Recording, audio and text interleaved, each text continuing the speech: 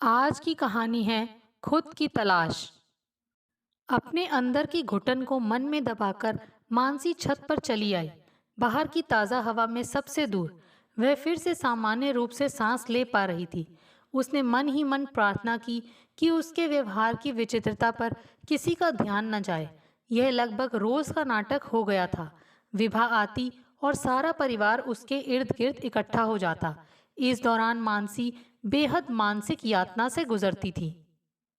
ऐसा नहीं कि उसे अपनी छोटी बहन से प्यार नहीं था, बहुत प्यार था उसे विभा से।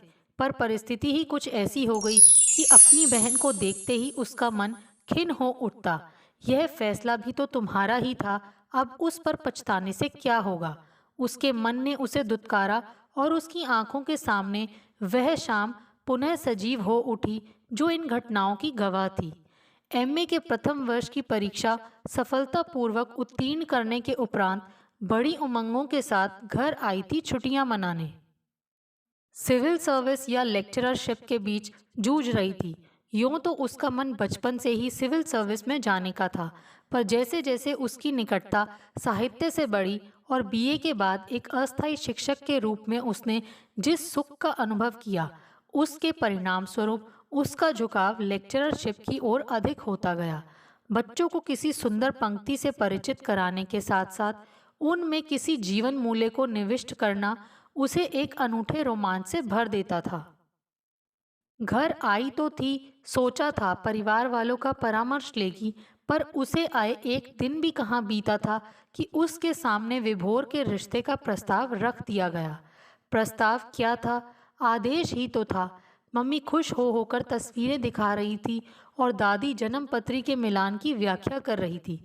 इस अचानक हुए वज्रपात पर उसका संपूर्ण अंतर्मन आतंकित हो उठा था। लगा जैसे सांस लेना ही मुश्किल हो जाएगा।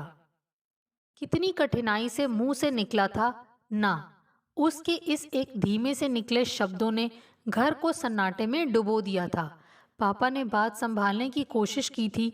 मेरे बचपन का दोस्त है अशोक, उसका लड़का है विभोर।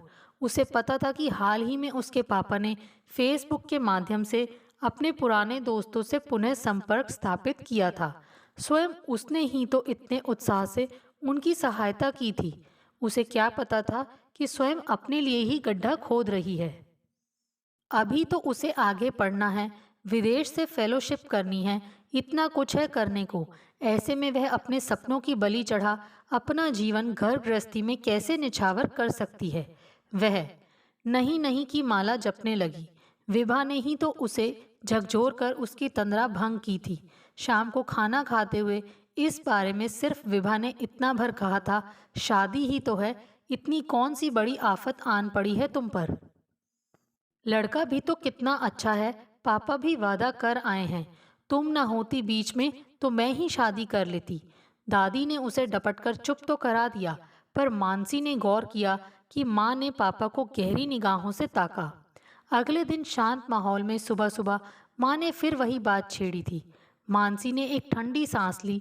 कल रात उसने उन्हें अपनी योजनाओं से अवगत कराया था। अभी उसे आगे पढ़ना है, अपना करियर बनाना है। शादी के बाद ये सब कैसे संभव होगा? उसके मम्मी पापा ने हमेशा उसका उत्साहवर्धन किया, उसे परिस्थितियां दी कि वह अपने हिसाब से जी सके। फिर आज जब उसके जीवन के इतने महत्वपूर्ण फैसले पर बात आई, तो वे अपना निर्णय उस पर थोपना चाहते हैं। यह कैसा न्याय हुआ? बेटा, तेरी पढ़ाई लिखाई से किसी को दिक्कत थोड़े ही है।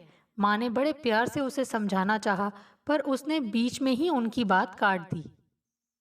होनी भी नहीं चाहिए, पर बात यह नहीं है माँ। तुमने शादी के बाद पढ़ाई करी है, मैं जानती हूँ, लेकिन मैं तुम जैसी नहीं हूँ माँ, जो घर में पति में बच्चों में ही अपने संसार को पाले।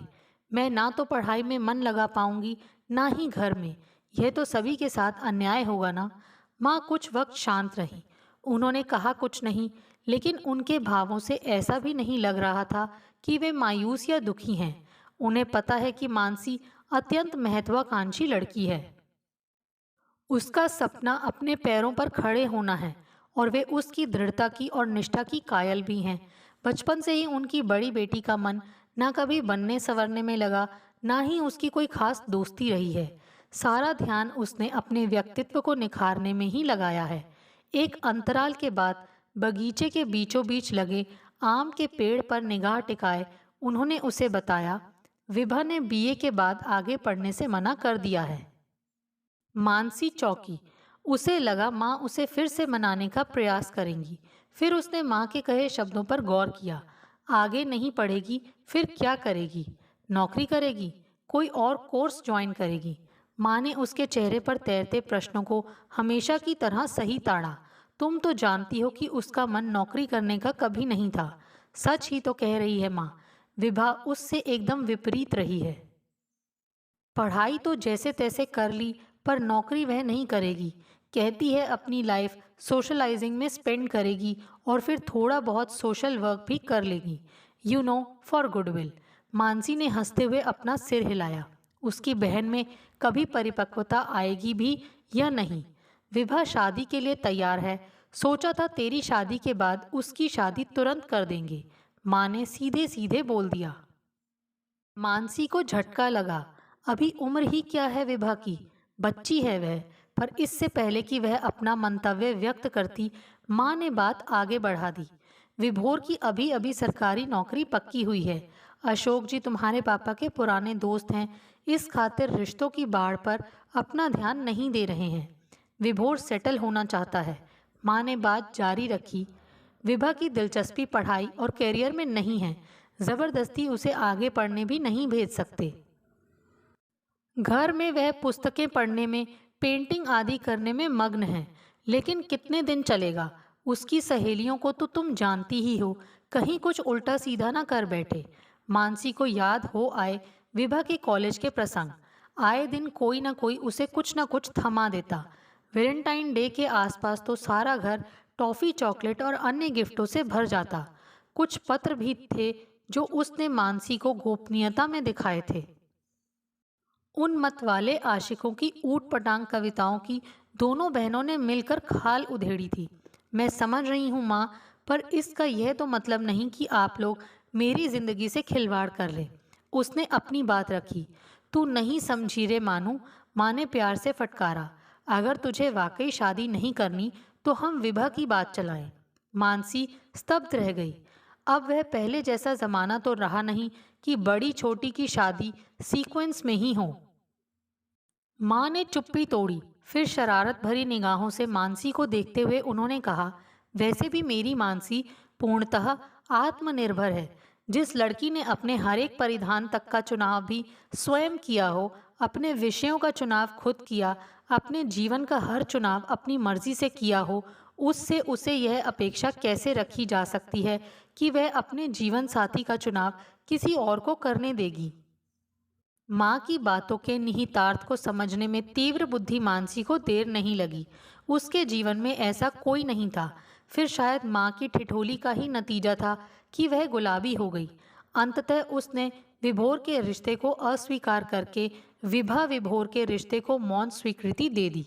अभी कुछ माह ही हुए थे शादी को संपन्न, पर जैसे ही विभा अपने हनीमून के रंगीन किस्से उसे सुनाने लगती, मानसी को लगता कि इतना लंबा अरसा बीतने के बाद भी विभा इतना रस लेकर कैसे सब सुना सकती है। बाली गए थे वे दोनों हनीमून पर। हालांकि मानसी ने बाहर भारत के कदम भी नहीं रखा, पर फिर भी उसे ऐसा लगता था मानो उसने बाली की संपूर्ण यात्रा कर ली हो। यह नहीं तो सबके साथ बैठकर कभी किसी पार्टी की व्याख्या करना, कभी किसी गेट टुगेदर की। इतना समय आखिर मिलता कैसे है किसी को?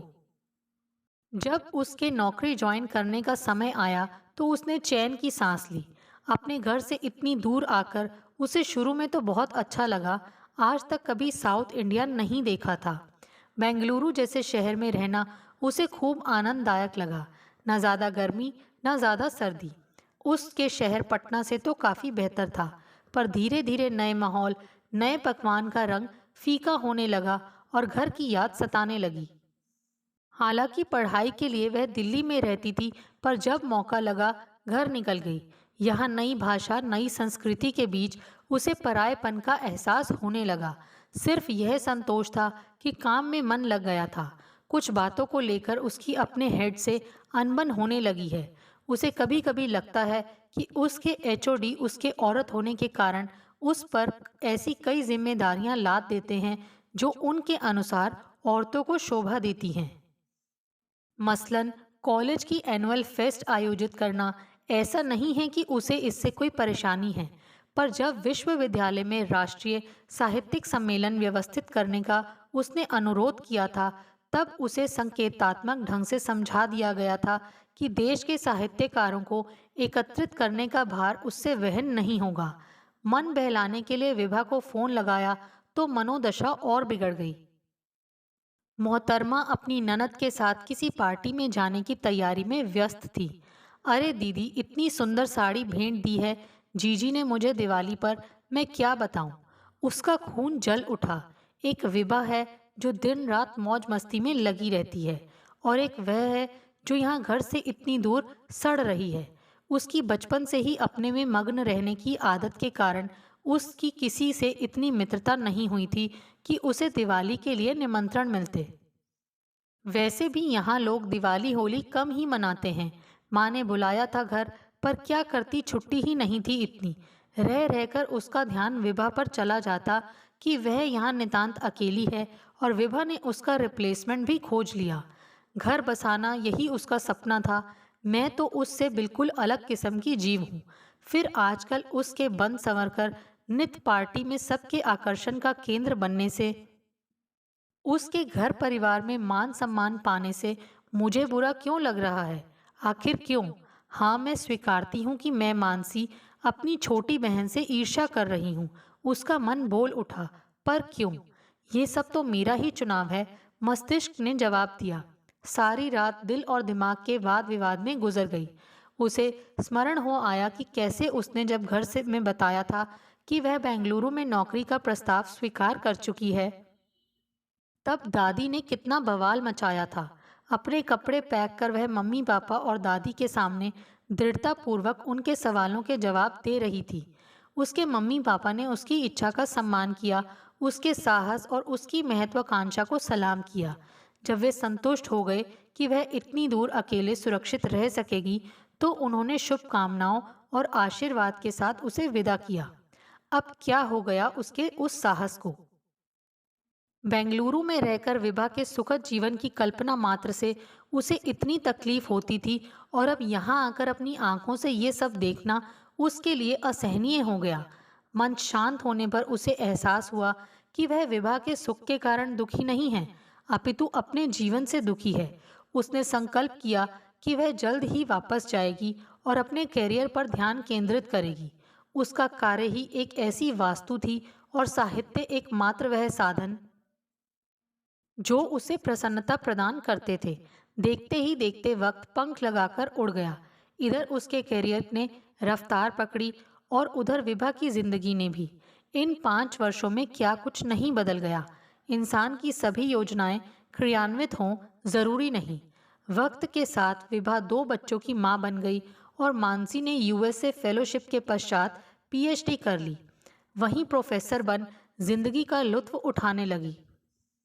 एक अच्छी शिक्षिका होने के नाते उसकी ख्याति दिन ब दिन बढ़ती जा रही थी। विद्यार्थी ही नहीं, शिक्षक भी उसकी बुद्धि का लोहा मानते थे। इसके साथ साथ दुनिया भर की साहित्यिक गोष्ठियों में भी वह सम्मिलित होने लगी थी। उसकी रचनाओं के चर्चे होने लगे थे। उसका अपना सर्कल बन गया। पार्टियों में जाना भी शुरू कर दिया। बहुत लोगों से मुलाकात होती रहती। कुछ वक्त बाद वह भारत लौट आई। विदेश की भूमि पर स्वतंत्रता पूर्वक जो जीवन व्यतीत कर आई थी, वह विचार भी अपने साथ ले आई। अपनी यात्राओं पर उसका कई भारतीयों से परिचय हुआ था, जिनसे उसका मानसिक जुड़ाव हुआ था, और फिर कितनी कॉन्फ्रेंस में उसने भारत आकर भी भाग लिया था। हर बार मम्मी पापा से मिलने आती और विभा विभोर के लिए तोहफे लाती। जब उनकी जिंदगी में अभय और मित्रा ने दस्तक दी, तब बड़ी खुशी के साथ वह उनके लिए भी तोहफे लाने लगी। अब जब हमेशा के लिए लौट आई है, तो पटना जाने में पहले वाली आतुरता नहीं रही। मन किया कि सब काम निपटाकर कई दिन आराम से वहां बिताएगी। पिछली बार तब गई थी जब दादी ने संसार से सदा के लिए विदा ले ली थी। यह भी एक वजह थी कि वह जाने में हिचकिचा रही थी। फुर्सत पाकर जब घर गई और विभा को वहां देखा तो प्रथम तो उसकी खुशी का ठिकाना नहीं रहा। पर जब उसे ज्ञात हुआ कि बच्चों को लेकर विभा माह भर पहले घर आ गई थी तो उसका माथा ठनका। जब माँ से पूछना चाहा तो उन्होंने बगीचे के बीच पेड़ को गहरी दुखी निगाहों से देखते हुए बस इतना ही कहा था कि विभा से पूछो तो बेहतर है। रात को खाने के बाद जब दोनों बहनें छत पर गईं और काफी देर मौन बैठी रहीं, तब अचानक मानसी को एहसास हुआ कि विभा कितनी बड़ी हो गई है। ऐसा लगा मानो अभी से अधेड़ हो गई हो। क्या बात है विभा? उसने कोमल स्वर में पूछा। तुम कितनी खुशहाल हो दीदी। विभा के मुंह से सहसा बोल फूट पड़े। तुम्हारी जिंदगी तुम्हारी है। इसका क्या जवाब दे मानसी को सूझा नहीं। विभा ने ही कहना जारी रखा। मेरी जिंदगी तो दीदी मेरी रही ही नहीं। मानसी ने हल्के से विभा के कंधे पर हाथ रखा। ऐसा क्यों कह रही हो विभा? पर विभा मानो अपने आप से ही बतिया रही थी। तुम्हारे आगे पीछे दिन भर असिस्टेंट घूमते रहते हैं। तुम्हारे घर के कामकाज के लिए मेड है, कुक है। इतने अवार्ड मिलते रहते हैं, पेपर में तस्वीरें छपती रहती हैं। उसने अचंभित निगाहों से मानसी को देखा। उसकी आंखों में मानसी कई भाव तैरते नजर आए। विस्मय, गर्व, ईर्ष्या, भय सभी का सम्मिश्रण था उसकी निगाहों में। तुम्हारी अपनी जिंदगी है दीदी, तुम्हारा अपना वजूद है। विभा, विभा, उसका हृदय तड़प उठा। उसकी बहन इतनी बड़ी होकर भी कितनी मासूम, कितनी भोली है। उसे बचपन की याद हो आई जब वह अपनी बहन की रक्षक हुआ करती थी। आज भी उसने अपनी छोटी बहन को बाहों में भर लिया, मानो सारी दुनिया से उसको बचा लेगी। तुम विभा हो, दादी की परी विभा, माँ पापा की विभा, मेरी विभा, विभोर की विभा, अभय और मित्रा की माँ विभा। इस पर विभा के आंसू निकल आए। पर मेरी अपनी क्या पहचान है दीदी? क्यों नहीं है रे पगली? मानसी ने अश्रुसिक्त मुस्कान के साथ जवाब दिया। तुम विभा हो जिसके कारण दादी इस संसार से खुशी खुशी विदा हुई। तुम विभा हो जिसके नाम से आज शहर भर के लोग मम्मा पापा को जानते हैं। भले ही मानसी की अपनी पहचान थी, लेकिन शहर के सोशल सर्कल में माँ पापा विभा के अभिभावक के रूप में मशहूर थे।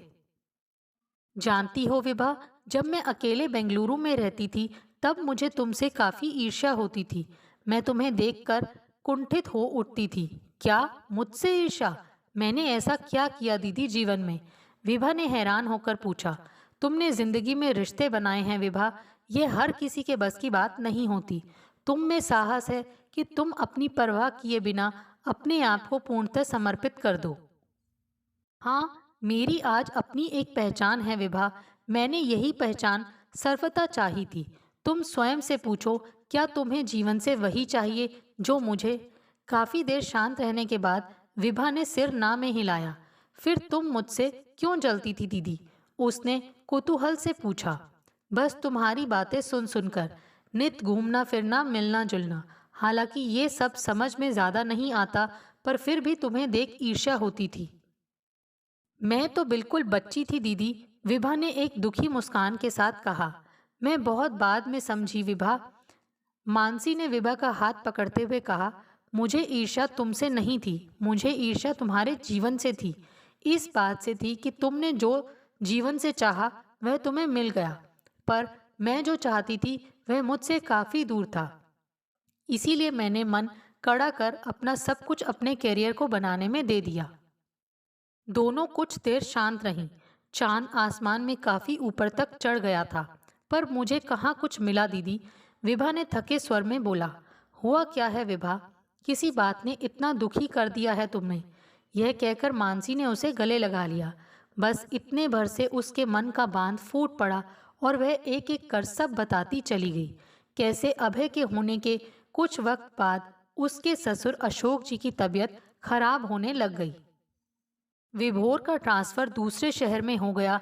छोटे बच्चे और पिता की बिगड़ती हालत के कारण उसने अकेले ही वहां रहना उचित समझा। विभा और उसकी ननद शीला ने खूब सेवा की, पर उन्हें बचाया नहीं जा सका। इस दौरान काफी जोर आजमाइश के बाद विभोर का स्थानांतरण वापस पटना हुआ, पर आर्थिक स्थिति बिगड़ गई। जब विभा प्रेग्नेंट हुई तो विभोर ने अबॉर्शन की सलाह दी। तब शीला ने समझा बुझाकर विभोर को मनाया था। कुछ वक्त सब ठीक रहा, लेकिन जब शीला ने ससुराल से ज्यादा मायके में रहना शुरू कर दिया तो सभी को आश्चर्य हुआ। विभा को ज्ञात था कि शीला जीजी और जीजाजी के संबंध बहुत मधुर नहीं हैं। उसे डर लगा कि मायके में ज्यादा समय देने के कारण कहीं वह जीजी से रुष्ट न हो जाएं। फिर आखिरकार एक दिन टूटकर शीला ने बता ही दिया कि वह वापस नहीं जाएगी। कोर्ट कचहरी में पैसा बहा सो अलग। माँ की तबीयत फिर खराब होने लगी। रोज रोज के तनाव, पैसों को लेकर झगड़े से तंग आकर आखिर विभा बच्चों को लेकर घर आ गई। एक लंबे वक्त तक दोनों बहनें एक दूसरे से लिपटी रहीं। तुमने पहले कुछ क्यों नहीं बताया विभा? परिस्थिति ही कुछ ऐसी थी। उसने एक ठंडी सांस छोड़ते हुए कहा। और क्या बताती दीदी, एक रूखी हंसी हंसते हुए उसने कहना जारी रखा। तुम कह रही थी कि मैं रिश्ते निभाती हूँ। अब देखो ना दीदी, आज जब मेरे परिवार को मेरी सबसे ज्यादा जरूरत थी, मैं परिस्थितियों से घबराकर भाग आई। विभा, विषम परिस्थितियों से जूझते हुए हर किसी के लिए आवश्यक हो जाता है कभी कभी थोड़ी दूरी बना ली जाए। तुम वहां रहती तो बच्चों पर भी गलत प्रभाव पड़ता। हमारी कई दिन से बात नहीं हुई है दीदी, उसने घबराई हुई आवाज में कहा। अगर मेरे साथ भी शीला जीजी जैसा हुआ तो? बेकार की बातें मत सोचो विभा, वह तुम्हें याद कर रहा होगा पर नहीं चाहता कि तुम पर दबाव महसूस करो। तुमने उसे बताया कि वापस कब जा रही हो? तभी अचानक कुछ सोचते हुए उसने पूछा। तुम वापस तो जा रही हो ना? हाँ दीदी, उसने दृढ़तापूर्वक जवाब दिया। वह मेरा घर है। कुछ दिन बाद जब विभा वापस अपने घर लौटी तब मानसी भी उसके साथ गई। भाभी, बड़ी देर लगा दी, अब संभालो अपनी गृहस्थी। एक चीज नहीं मिलती थी मुझे, विभोर ने पागल कर दिया। शीला रोते हुए विभा के गले लग गई थी। काफी देर तक ननद भाभी ऐसे ही खड़ी रहीं। विभोर गाड़ी से सामान निकालने में व्यस्त था और बच्चे दादी के कमरे की ओर दौड़ गए थे। मानसी भी उनके पीछे हो ली। उसने वह मौन संवाद देखा था जब विभोर उन्हें घर से लेने आया था। बिना कुछ कहे ही विभा विभोर ने एक दूसरे से माफी मांग ली थी। बच्चे पापा के गले लग गए थे। थोड़े बहुत शिष्टाचार के बाद वे लोग निकल पड़े थे। मानसी यूं तो विभा को संबल देने आई थी, पर उसके आने का कारण और था। बस उसे सही मौके की तलाश थी। शाम को खाना शीला ने ही बनाया था। तुम थक गई होंगी भाभी, कहकर उसने विभा को कुछ नहीं करने दिया। उन सब के आपसी प्रेम को देखकर मानसी को बड़ी खुशी हुई। रात को जब सब सोने चले गए, मानसी बगीचे में टहलने निकल गई। अब उसके पास कुछ ही दिन थे, फिर उसे वापस जाना होगा। वह विचारों में मग्न थी कि तभी किसी के वहां होने का एहसास हुआ। उसने पलट कर देखा तो शीला खड़ी थी। दोनों में शुरू में इधर उधर की बातें होती रहीं। जब पापा कहते कहते रुक गई थी शीला, तब उनके पास विभा ही थी। मानसी ने उसकी आंखों में वेदना को देखा। फिर विभोर का इतना दूर होना, वापस आने पर उसने बात अधूरी छोड़ दी। मगर मानसी समझ गई कि वह क्या कहना चाहती है। अच्छा हुआ जो आप आ गई। लंबे अरसे के बाद मैंने विभा का यह रूप देखा है। शीला के इस कथन पर मानसी के अधरों पर स्वतः ही मुस्कान खेल गई। उसी रात मानसी और शीला ने निकट भविष्य के लिए कुछ महत्वपूर्ण निर्णय ले लिए। एक वर्ष बाद मानसी मम्मी पापा के पास जा रही है। इस बार उसकी यात्रा एकांत में नहीं, कुछ माह में शीला ने देश की सर्वोच्च साहित्यिक संस्थान में अपनी जगह बना ली। अब वह देश भर में लिटरेरी इवेंट्स करवाती है। संभवतः शीघ्र ही वह इंटरनेशनल कम्युनिटी में भी इवेंट्स ऑर्गेनाइज करे। गत वर्ष की घटनाएं मानसी के मन में उभरने लगीं। उसने कितना सही फैसला लिया था शीला को ऑर्गेनाइजर बनाने का। उस निर्णय का इतना प्रभावपूर्ण परिणाम निकलेगा, इसकी कल्पना तो उसने भी नहीं की थी। जब विभा ने उसे सब कुछ बताया था, तभी उसने सोच लिया था कि वह शीला की जितनी बन पड़ेगी उतनी मदद करेगी। उस रात जब शीला उससे बात करने आई, उसे ऐसी अनुभूति हुई मानो यदि स्वयं मानसी भी कभी दबाव में आकर आनन फानन में विवाह कर लेती तो वह भी यूं ही बिखर गई होती। तभी उसने निश्चय कर लिया था कि वह शीला की हर संभव सहायता करेगी। इसी उद्देश्य से वह उसे अपने साथ दिल्ली ले आई। विभा और विभोर की गृहस्थी वापस पटरी पर आ गई। शीला को काम संभाले कुछ ही सप्ताह हुए थे कि अशोक जी ने जग को अलविदा बोल दिया। जाने से पहले उन्होंने बड़ी सहृदयता से मानसी का धन्यवाद किया था। उनको प्रसन्न करने में मानसी का भी योगदान था। इतना भर उसके लिए बहुत था। आज जब वह पटना जा रहे हैं, इसके पीछे सिर्फ परिवार से मिलना ही इकलौता उद्देश्य नहीं है। एक तो उनकी एक गोष्ठी है जिसे शीला संभाल रही है और जिसमें मानसी अपनी रचना पढ़ने वाली है। दूसरी और अधिक महत्वपूर्ण बात यह है कि इस गोष्ठी से एकत्रित राशि एक संस्था, जिससे कि हाल ही में विभा जुड़ी है, उसके द्वारा एक सेहतगाह को जाएगी। इस सेनेटोरियम में उन बुजुर्गों की देखभाल होती है जिनका कोई नहीं है या जिनकी देखभाल का जिम्मा उनका परिवार उठा नहीं सकता या उठाना नहीं चाहता। यदि हमें पता हो कि जिंदगी में क्या चाहिए तो उसे पा लेने की यात्रा तनिक सरल हो जाती है। मानसी के मन में ख्याल आया। वह ट्रेन के बाहर फैली सुंदर धूप को निहार रही थी। यदि नहीं भी पता होता तो कदाचित यात्रा आरंभ होने पर उसका एहसास हो जाता है। यह यात्रा होती तो सबकी एकांत में ही है, पर कभी कभी दो लोग ऐसे मिल जाते हैं जो अपना एकांत आपस में बांट सकते हैं। वह रिश्ता एक ही हो ऐसा तो आवश्यक नहीं। कभी हमें जीवन में सहारा एक दोस्त से मिलता है, कभी परिवार से, कभी किसी अजनबी से भी। हर कोई अपना जीवन सिर्फ किसी एक रिश्ते के पीछे भागने में लगा दे, यह तो बुद्धिमता नहीं होगी। मानसी को पता है बहुत से लोग आज भी अपने जीवन का आधार किसी अन्य को बनाना ही जीवन का महत्व समझते हैं। हो सकता है ऐसा करना आसान होता हो या हो सकता है यह दुष्कर हो, परंतु जीवन में सभी का एक ही मार्ग हो यह तो संभव नहीं। उसे उम्मीद है कि लोग यह धीरे धीरे समझने लगेंगे और फिर शीलाओं को यूं टूट बिखर कर पुनः खुद को तलाशने की जरूरत नहीं होगी। एक अच्छी शिक्षिका होने के नाते उसकी ख्याति दिन पर दिन बढ़ती जा रही थी। विद्यार्थी ही नहीं, शिक्षक भी उसकी बुद्धि का लोहा मानते थे। दोस्तों, आपको हमारी ये कहानी कैसे लगी? प्लीज़ कमेंट्स करके बताइए। Thanks for watching this video.